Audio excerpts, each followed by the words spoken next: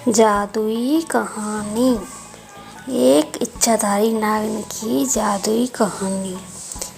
जामपुर गांव में एक शंकर भगवान का मंदिर था जो कई सालों पुराना था। जब कभी भी गांव पर कोई परेशानी आती, उस मंदिर से एक रोशनी चारों तरफ फैल जाती और रोशनी इतनी तेज होती कि कोई भी उस रोशनी के सामने टिक नहीं पाता था। एक दिन वहाँ एक मुसाफिर आया। उसका नाम था मोहन। मोहन, अरे भैया सुनो, मुझे टीकमपुर के लिए जाना है, लेकिन रात बहुत हो गई है, तो क्या मैं यहाँ रुक सकता हूँ? भैया आप जाकर एक बार सरपंच साहब से मिल लीजिए, वही आपको यहाँ रुकने की आज्ञा दे सकती हैं। मोहन अच्छा ठीक है।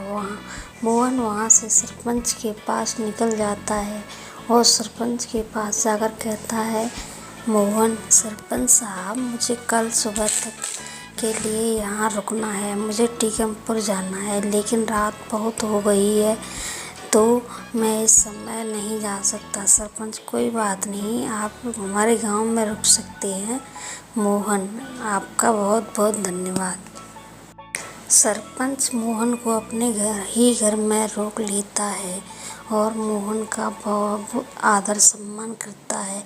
लेकिन रात को मोहन सोता नहीं है, मंदिर की तरफ जाता है और सरपंच उस मंदिर की तरफ जाते हुए देख सरपंच भी मोहन के पीछे जाता है। सरपंच, क्या बात है मोहन, आप इतनी रात को मंदिर के पास क्यों घूम रहे हो? मोहन, मुझे यहाँ कुछ आवाज़ और रोशनी दिखाई दी थी, इसलिए मैं यहाँ आया। सरपंच, ये हमारे गांव का सबसे पुराना मंदिर है।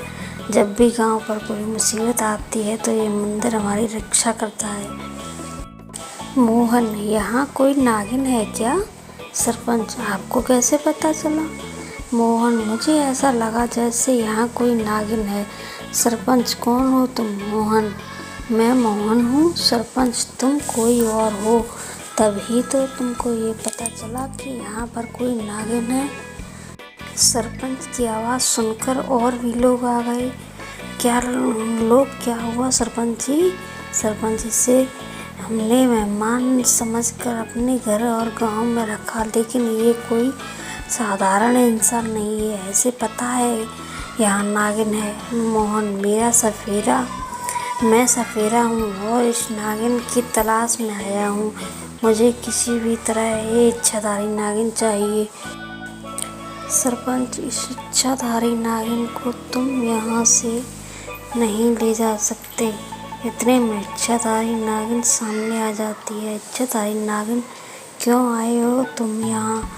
मोहन, मैं तुमको लेने आया हूँ, चलो मेरे साथ। इच्छाधारी नागिन, मोहन, मैं तुम्हारे साथ नहीं जाऊँगी, और सालों से मैं यहाँ हूँ और मैं यहाँ से नहीं जा सकती। मोहन, अगर तुम मेरे साथ नहीं चलोगी तो मैं ये पूरा गांव बर्बाद कर दूँगा। इतना कहते ही तेज हवा चलने लगी, लोगों के घर टूटने लगते हैं। इच्छाधारी नागिन, मत करो ऐसा तुम। मोहन, मैं ऐसा करना नहीं चाहता, लेकिन तुम मेरी बात नहीं सुन रही। इच्छाधारी नागिन, मैं यहाँ से नहीं जा सकती है। अगर मैं यहाँ से गई तो मेरी मृत्यु हो जाएगी। मोहन, और अगर तुम मेरे साथ नहीं गई तो तुम्हारे बचपन का गांव बर्बाद हो जाएगा, उस पर संकट है। इच्छाधारी नागिन, क्या संकट है? मोहन, वहाँ एक अघोरी ने अपना डेरा डाल लिया है और वह लोगों को परेशान करता है। अगर तुम नहीं आई तो वो सबको मार डालेगा। सिर्फ तुम ही उनसे लड़ सकती हो। वो शक्ति मेरे पास भी नहीं है जो तुम्हारे पास है। सरपंच, इच्छाधारी नागिन, तुम यहाँ से भी कुछ ऐसा करो कि उस अघोरी को सबक मिले। इच्छाधारी नागिन मंदिर में जाती है और वहाँ से 4 पत्थर उठाती है और उस पर अपने विष को डालती है, उसे मोहन को देती है और कहती है कि इस पत्थर को अघोरी के उस कमंडल के पास रख देना, जिससे वह लोगों को शराब पिलाता है।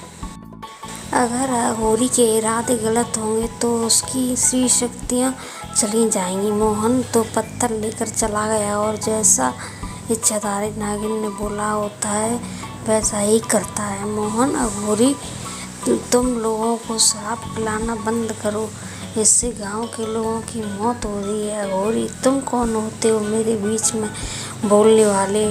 मैं ऐसा ही करता रहूँगा। अघोरी, ये मुझे क्या हो रहा है? कोई मुझे बचाओ, मेरी शक्तियाँ ख़त्म हो रही हैं, मैं कुछ भी नहीं कर पा रहा। और अघोरी को लकवा हो जाता है और उसका शरीर नीला पड़ जाता है, वह ज़मीन पर गिर जाता है। अघोरी, बचाओ बचाओ। मोहन अघोरी, अब तुम साधारण इंसान हो और अब हमारा कुछ नहीं बिगाड़ सकते। तुम्हारी एक गलती से ने तुम्हारी सारी शक्तियाँ खत्म कर दी है। इतने में नागिन की छाया सबको दिखाई देती है। इच्छाधारी नागिन ने, ये तुम्हारे कर्मों का फल है। मोहन ने तुमको पहले ही समझाया था। अघोरी, मैंने अपने पैर पर खुद ही कुल्हाड़ी मार दी।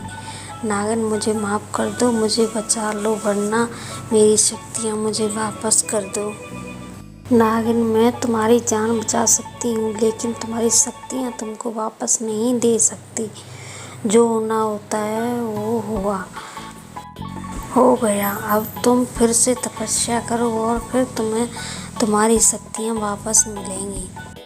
अघोरी को ऐसा सुनकर अपनी गलती का एहसास होता है और वो सबसे माफ़ी मांगता है और इच्छाधारी नागिन से भी माफ़ी मांगता है। ऐसे इच्छाधारी नागिन 2 गांव की रक्षा करती है और तपस्या करने लगाता है। मॉरल ऑफ द स्टोरी, कभी किसी का बुरा नहीं करना चाहिए। अगर आप किसी का बुरा करते हो तो आपका बुरा होता है, जैसे अघोरी का हुआ।